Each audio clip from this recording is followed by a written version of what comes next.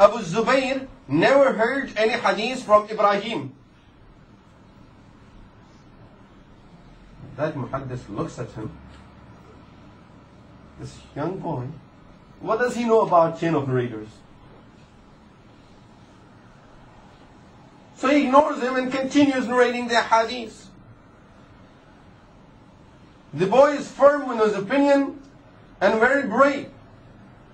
He repeats the same question again. That excuse me, Abu Zubayr never heard any hadith from Ibrahim because he never met him. Hadith. Now gets a little upset and says to him, son, sit down. You don't know these things yet. He said, that might be true, but I know this much, that Abu Zubayr never heard anything from Ibrahim. Please refer to your books or ask the other scholars. He stops the hadith. He goes back to refer to his books. He comes back. He says, son, then what is the right narration? What is the correct chain of narrators of this hadith?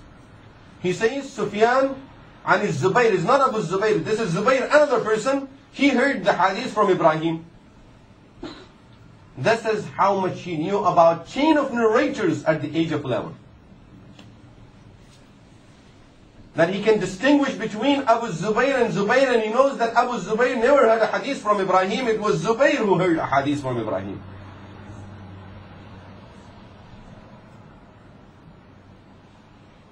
It may be difficult to find a muhaddis nowadays who would be able to catch these type of small mistakes in the chains of narrators. But this was the field of hadith that he worked in. Imam Bukhari Rahimahullah says, by the age of 16, I had memorized the books of Abdullah ibn Mubarak. I memorized the Mu'atta of Imam Malik Rahmatullahi alayhi and some other books of hadith. And he got the hadith from all the teachers of Bukhara. Then he went with his mother and his brother to Hajj. He's 16 years old. Over there, he stays back to learn the hadith from the scholars of Mecca and Medina. And then, whenever he will get the chance, he will go back home to Bukhara. So his mother and his brother go back to Bukhara. Imam Bukhari Rahimahullah started memorizing the hadith and learning the hadith from all the scholars around there. And during that time, then he started traveling all around the Islamic world. And he learned hadith from more than 1,000 muhaddiseen at that time.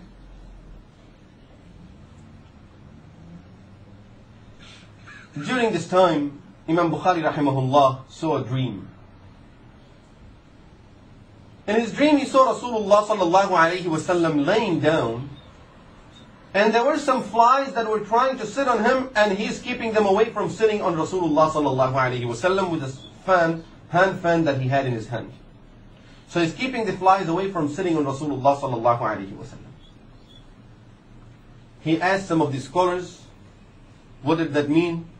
And they informed him that inshallah Allah subhanahu wa ta'ala will take some great work of hadith from you, and you will keep all the weak narrations away from the authentic narrations. And as we see that Allah subhanahu wa ta'ala really accepted him for that work. And with this, Allah subhanahu wa ta'ala blessed him with a memory that muhaddiseen have narrated. He used to memorize hadith just by hearing it once or by seeing it once written somewhere. If he would read it once, he has it in his memory. He would never forget that hadith again. Sulaiman ibn Mujahid, who was a great scholar of that time, muhaddis, he says, I was sitting in the gathering of another muhaddis. They were friends. His name was Muhammad ibn Salam. Muhammad ibn Salam said to me, had you come to me a few minutes earlier, I would have shown you a boy, a teenager, who knows 70,000 ahadith by memory.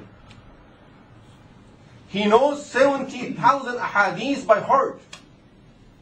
I said, I have to see him. Even if he left, I'm going to look for him. And he goes out to look for him. And he finds Imam Bukhari Rahimahullah. He asked him, are you the person that is known about that you know more than 70,000 ahadith by heart? He said, not only 70,000, I know more than that.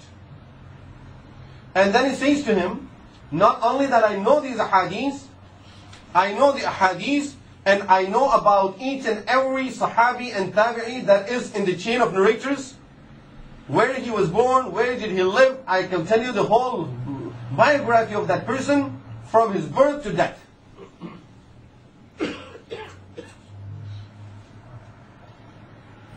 This is when he's a teenager. Still, he's not in his 20s yet.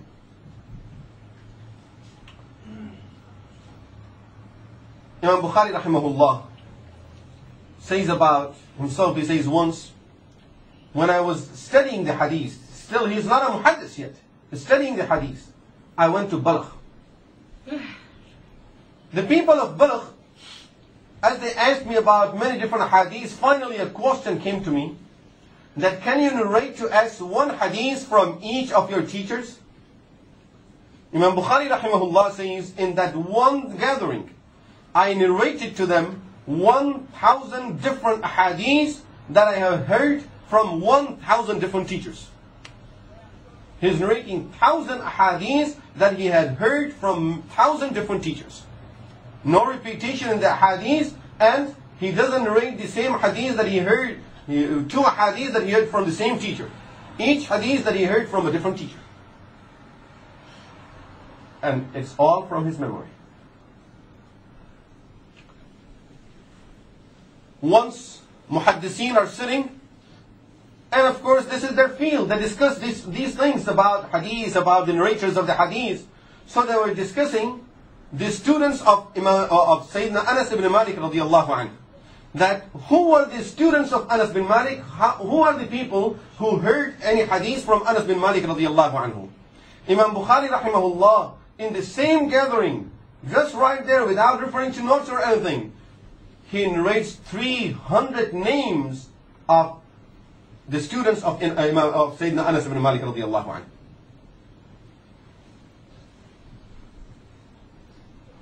When he went to his, as he's traveling, and he went to Baghdad,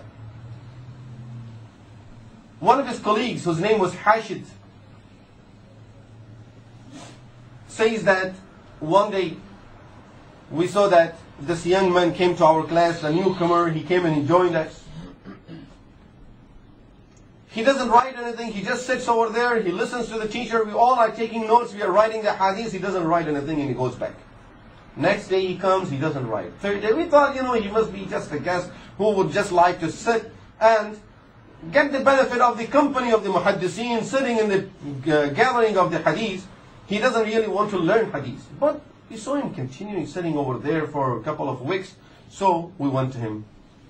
As a couple of friends, we got together. We said, let's talk to this young man. He just sits here and he's wasting his time. If he's doing that, he might as well just take notes and write them down, so he can memorize them later on. So he says that we all went to Imam Bukhari rahmatullahi alayhi. And we sat with him trying to explain to him. He said, I know what I'm doing, just leave me alone. And we kept on insisting on him. No, you must take advantage of this life, this is very important. So he said to me, okay, you people bring your notes. How many hadiths did you write in these last 2 weeks since I came? So looking at the notes, they told Imam Bukhari that they had written about 15,000 ahadith. Now he says, okay, start looking in your notes, and he narrates 15,000 ahadith from his memory in the exact same order as he heard it from his teacher. Hashid bin Ismail says, at that time we realized that Allah subhanahu wa ta'ala had blessed him with this memory, and this man is just here, Allah just created him for the service of the hadith of Rasulullah sallallahu alayhi wa sallam. Imam Bukhari rahimahullah, as it was known about him, his memory and his